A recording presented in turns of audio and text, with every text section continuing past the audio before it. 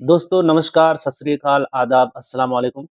तो क्या उत्तर प्रदेश में एआईएमआईएम को समाजवादी पार्टी से गठबंधन करनी चाहिए या नहीं करनी चाहिए अगले आने वाले विधानसभा के चुनाव में? तो चलिए देखते हैं हम लोग क्या हम दोनों पहलुओं को कवर करेंगे कि समाजवादी पार्टी से अगर गठबंधन होती है एमआईएम की तो फायदे क्या होंगे और अगर गठबंधन होती है तो फिर उसके लिए नुकसान क्या होगा। हम दोनों पहलुओं पर आप आज आपसे चर्चा करेंगे, पूरी तरीके से स्पष्ट करेंगे इन बातों को।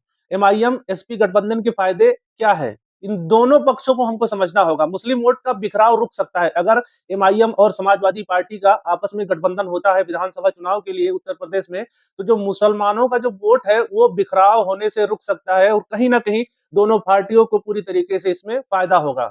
यूपी में मुस्लिम वोट कई पार्टियों में बिखर जाता है, यदि समाजवादी पार्टी और एमआईएम साथ आते हैं तो यह वोट एकजुट हो सकता है।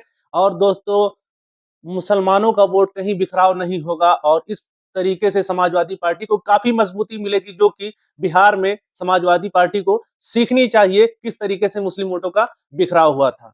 कुछ क्षेत्रों में एमआईएम की पकड़ पूर्वांचल और पश्चिम उत्तर प्रदेश के कुछ इलाकों में बढ़ी है। वहां एमआईएम उम्मीदवार एसपी को मदद कर सकते हैं समाजवादी पार्टी को।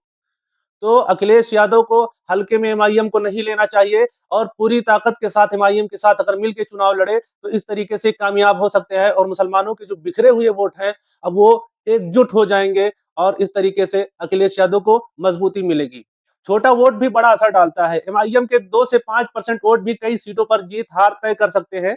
गठबंधन से ये वोट समाजवादी पार्टी के पक्ष में जाता है। मुस्लिम दलित पिछड़ा गठजोड़ बन सकता है। समाजवादी के पास यादव ओबीसी वोट है, एमआईएम के पास मुस्लिम वोट का प्रभाव है। दोनों मिलकर एक मजबूत समीकरण बना सकते हैं उत्तर प्रदेश की विधानसभा इलेक्शन में। तो कहीं ना कहीं अखिलेश यादव को पूरी तरीके से असदुद्दीन अवैसी साहब को इग्नोर नहीं करना चाहिए और बिना अवैसी साहब के उत्तर प्रदेश में अखिलेश यादव के लिए ये एकदम पत्थर में कील घुसाने जैसा होगा। अब आइए देखते हैं दूसरा पहलू, समाजवादी पार्टी और एमआईएम गठबंधन के नुकसान, इसके क्या एडवांटेज हैं। अगर एक तरफ फायदा है दोनों पार्टियों को मिलकर आपस में चुनाव लड़ने से, तो दूसरी तरफ क्या नुकसान है, चलिए एक एक करके समझते हैं। समाजवादी पार्टी का मुख्य ओबीसी मुस्लिम समीकरण गड़बड़ा सकता है। कुछ ओबीसी वोटर एमआईएम को बहुत कट्टर मानते हैं। समाजवादी पार्टी को डर रहता है कि ऐसा गठबंधन उनका ओबीसी वोट कम कर सकता है। दूसरा पॉइंट देखते हैं, एमआईएम को इमेज का असर। कुछ वर्गों में एमआईएम को पोलराइजिंग पार्टी माना जाता है। समाजवादी पार्टी नहीं चाहती कि उसे एक समुदाय की पार्टी की तरह देखा जाए और ऐसा उसको ना लगे कि समाजवादी पार्टी भी एक मुसलमान को वोट को लेने के लिए ये पूरी तरीके से जो है पोलराइजिंग पार्टी हो जाए। इसीलिए समाजवादी पार्टी भी डर रही है और कहीं ना कहीं उसको नुकसान हो सकता है। सीटों का बंटवारा मुश्किल हो सकता है। एमआईएम कम से कम 20 से 30 सीटें मांगती है, समाजवादी पार्टी इतनी सीटें देना नहीं चाहती।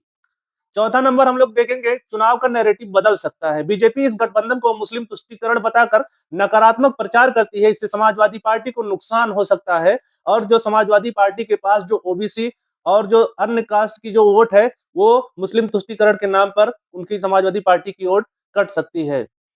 अब आइए नतीजा देखते हैं, कंक्लूजन क्या है और ठीक ठीक नतीजे पर पहुंचते हैं। अगर लक्ष्य सिर्फ मुस्लिम वोट को एकजुट करना है तो गठबंधन फायदेमंद है, लेकिन अगर समाजवादी पार्टी अपना ओबीसी सर्वजन प्लस सर्वजन वोट भी बढ़ाना चाहती है तो उसे एमआईएम से दूरी रखना फायदेमंद लग सकता है। सच कहें तो समाजवादी पार्टी के लिए एमआईएम के साथ गठबंधन का फायदा तब ही है जब एमआईएम वोट कटवा नहीं बल्कि वोट जोड़ने का काम करे। अभी अगर समाजवादी पार्टी एमआईएम के साथ मिलती है तो कहीं ना कहीं भारतीय जनता पार्टी इसको पोलराइज करके एक मुस्लिम पार्टी के रूप में घोषित कर देगी, जो समाजवादी के लिए काफी नुकसानदेह साबित हो सकती है।